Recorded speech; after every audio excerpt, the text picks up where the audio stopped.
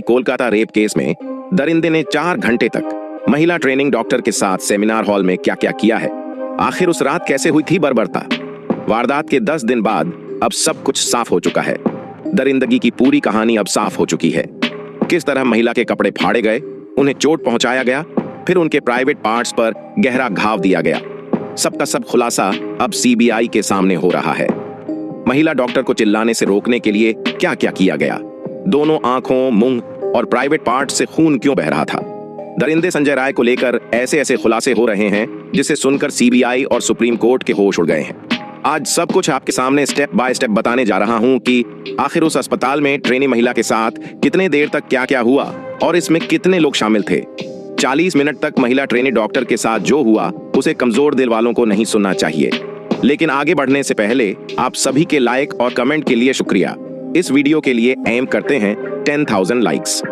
सबसे पहले मैं आपको बता दूं कि बलात्कार के 1 दिन पहले दरिंदा संजय ने महिला ट्रेनिंग डॉक्टर को किसी खूंखार जानवर की तरह क्यों घूर रहा था। वह दारू पीने के बाद जमकर अश्लील फिल्में देखी, कोलकाता के रेड लाइट एरिया में गया और फिर जो हुआ उसे सुनकर सुप्रीम कोर्ट से लेकर सीबीआई तक हैरान है। इसके बारे में हम आगे चर्चा करेंगे, लेकिन सबसे पहले यह जान लीजिए कि आखिर सेमिनार हॉल में दरिंदे ने उस महिला के साथ क्या क्या किया। सेमिनार हॉल में महिला डॉक्टर को चुपचाप गहरी नींद में सोते हुए देख दरिंदा संजय उस पर कूद पड़ा। वह गंभीर नशे में था और महिला के साथ जबरदस्ती करने लगा। हाल ही में उसने कई अश्लील फिल्में देखी थीं, जिसके कारण उसका हवस चरम सीमा पार कर रहा था। लेकिन जैसे ही महिला डॉक्टर की आंखें खुली, उन्होंने खुद को बचाने की पूरी कोशिश की। लेकिन माना जा रहा है कि उस वक्त सेमिनार हॉल में कोई दूसरा नहीं था जो उस महिला की रक्षा कर सके। लेकिन महिला ने खुद की रक्षा के लिए और किसी और को पास बुलाने के लिए मदद के लिए जोर जोर से चिल्लाने लगी। महिला की तेज आवाज सुनकर संजय और भी ज्यादा आक्रामक हो गया। उन्हें चिल्लाने से रोकने के लिए संजय ने उनका नाक, मुंह और गले को लगातार दबाया। गला घोंटने से थायराइड कार्टिलेज टूट गया, लेकिन महिला ने फिर भी हार नहीं मानी। उन्होंने पूरी ताकत से अपनी आवाज को तेज किया, लेकिन इसके बाद संजय ने उनके सिर को दीवार से सटा दिया गया जिससे वे चिल्ला न सके। और फिर दरिंदे ने महिला पर तेज प्रहार करने शुरू कर दिए, जिसके कारण पेट, होंठ, उंगलियों और बाएं पैर पर गंभीर चोटें पाई गईं। अकेले और एकांत सेमिनार के अंदर उस महिला के ऊपर शराब के नशे में संजय किसी खूंखार जानवर की तरह पेश आ रहा था। वह बार बार उसके ऊपर झपट्टा मार रहा था। महिला खुद को बचाने के लिए पूरी कोशिश कर रही थी। वे अंतिम सांस तक अपनी आबरू को बचाने के लिए जंग लड़ रही थी। महिला पर पूरी तरह काबू पाने के लिए संजय ने उनके चेहरे पर एक बेहद तेज घूंसा मारा। उसने इतनी जोर से हमला किया कि चश्मे के शीशे के टुकड़े आंखों में घुस गए। दोनों आंखों, मुंह और प्राइवेट पार्ट्स से खून बह रहा था। संजय ने अपने नाखून से महिला के चेहरे, शरीर और कई अंगों पर गंभीर चोट दिए थे, क्योंकि महिला के चेहरे पर आरोपी के नाखूनों से बने खरोंच के निशान मिले हैं। इससे पता चलता है कि पीड़िता ने खुद को बचाने के लिए काफी संघर्ष किया था। इसी कारण ममता बनर्जी ने मोदी को पत्र लिखा है और ऐसे दरिंदों को सिर्फ 15 दिनों के अंदर फांसी पर लटकाने की मांग की है, ताकि इनके हौसले को तोड़ा जा सके और देश में दोबारा ऐसी जघन्य अपराध देखने को ना मिले। लेकिन दुर्भाग्य से उस सेमिनार हॉल में कोई सीसीटीवी कैमरा मौजूद नहीं था जो इस पूरे घटनाक्रम को कैमरे में कैद कर सके या उनकी मदद के लिए कोई मौके पर पहुंच सके और सीबीआई को सबूत जुटाने में मदद कर सके।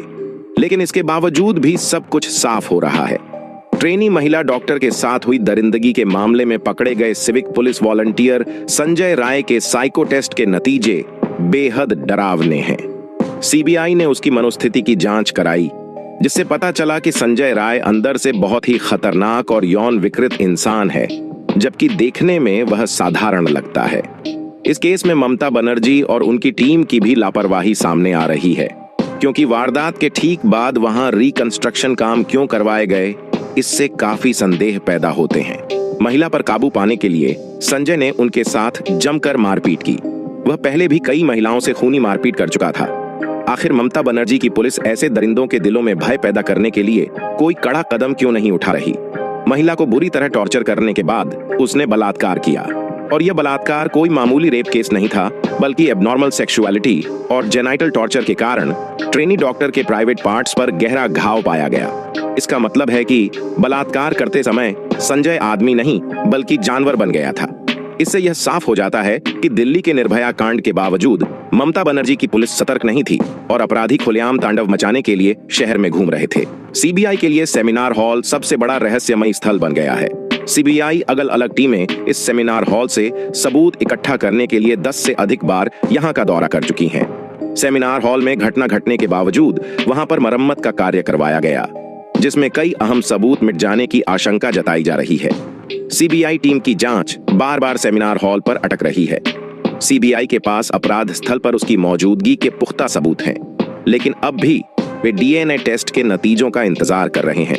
लेकिन अब जान लीजिए कि बलात्कार करने का ठीक पहले संजय ने कैसे तैयारी की थी। आरोपी संजय रॉय पर शिकंजा कसता जा रहा है। इस बात की पूरी उम्मीद की जा रही है कि उसे फांसी की सजा दी जाएगी। सीसीटीवी फुटेज, उसके अपराध के कबूलनामे और फोरेंसिक सबूतों से पता चला है कि अपराध से एक दिन पहले वह 31 साल की पीड़िता लेडी डॉक्टर के आसपास मौजूद था। कोलकाता पुलिस की पूछताछ के दौरान आरोपी संजय रॉय ने कबूल किया कि उसने अपराध से एक दिन पहले 8 अगस्त को पीड़िता को चेस्ट मेडिसिन वार्ड में देखा था। यानी वह एक दिन पहले से ही किसी शिकारी की तरह महिला का पीछा कर रहा था। वार्ड के सीसीटीवी फुटेज से यह भी पुष्टि होती है कि रॉय की अस्पताल में आसानी से पहुंच थी। वारदात के एक दिन पहले संजय रॉय 8 अगस्त को जिस सुबह करीब 11 बजे वार्ड में था, उसी समय महिला और उनके साथ 4 अन्य जूनियर डॉक्टर वार्ड में मौजूद थे। सूत्रों ने कहा कि सीसीटीवी फुटेज में रॉय को डॉक्टर की ओर घूरते हुए देखा जा सकता है। लेकिन अब जान लीजिए कि वारदात के ठीक पहले वह कोलकाता के रेड लाइट एरिया सोनागाछी क्यों गया था। संजय रॉय अपने एक दूसरे साथी के साथ 8 अगस्त की आधी रात के बाद सोनागाछी गया था। ये उत्तरी कोलकाता का रेड लाइट एरिया है। पता चला कि इस रात को आरोपी रॉय ने शराब भी पी रखी थी। सोनागाछी पहुंचने पर रॉय का साथी वेश्या के घर में घुसा, जबकि संजय बाहर खड़ा रहा। सोनागाछी के बाद ये दोनों रात करीब 2 बजे दक्षिण कोलकाता के एक और रेड लाइट एरिया चेतला में गए और यहां भी वही घटनाक्रम हुआ। आरोपी संजय ने नशे की हालत में वहां से गुजर रही एक महिला को भी छेड़ा। उसने एक महिला को फोन करके उसकी न्यूड पिक्चर भी मांगी। संजय रॉय का साथी किराए की कमर्शियल बाइक लेकर घर चला गया, लेकिन संजय अपराध को अंजाम देने अस्पताल पहुंच गया। संजय को सुबह करीब 3:30 बजे आरजी कर अस्पताल के ट्रॉमा यूनिट के आसपास घूमते हुए देखा गया। संजय नशे की हालत में ऑपरेशन थिएटर में दरवाजा तोड़कर अंदर घुसा। वह सुबह करीब 4:03 पर अस्पताल के इमरजेंसी वार्ड में पहुंचा और फिर सीधे तीसरी मंजिल पर सेमिनार हॉल में चला गया। पुलिस पूछताछ के दौरान संजय ने कबूल किया कि उसने ट्रेनी डॉक्टर को तब देखा जब वह गहरी नींद में थी। सूत्रों के मुताबिक उसने पुलिस के सामने कबूल किया कि वह उस पर कूद पड़ा और उसके साथ बलात्कार किया। क्राइम वाली रात, वारदात के ठीक पहले करीब 11 बजे संजय रॉय शराब पीने के लिए अस्पताल के पीछे एक जगह गया था और वहां शराब पीते हुए वह अश्लील फिल्म देखी।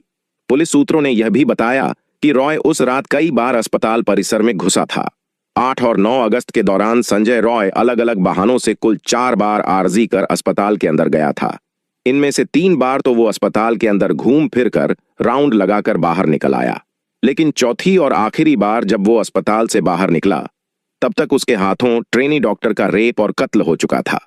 जैसा कि हमने आपको बताया कि संजय रॉय वारदात वाली रात क्राइम से ठीक पहले अस्पताल के पास ही एक रेड लाइट एरिया में भी गया था और वहां लौटते हुए उसने रास्ते में भी एक लड़की से छेड़छाड़ की थी। यहां तक कि रेप और कत्ल की वारदात के बाद भी उसने एक महिला को फोन किया और उसके साथ भी उसका व्यवहार एक परवर्ट यानी सिरफिरे की तरह ही रहा। इससे यह पता चलता है कि उसकी हवस की भूख कोई मामूली नहीं थी। ऐसे लोगों के साथ क्या करना चाहिए, अब अपनी राय नीचे कमेंट में बताएं। इस वीडियो में फिलहाल इतना ही।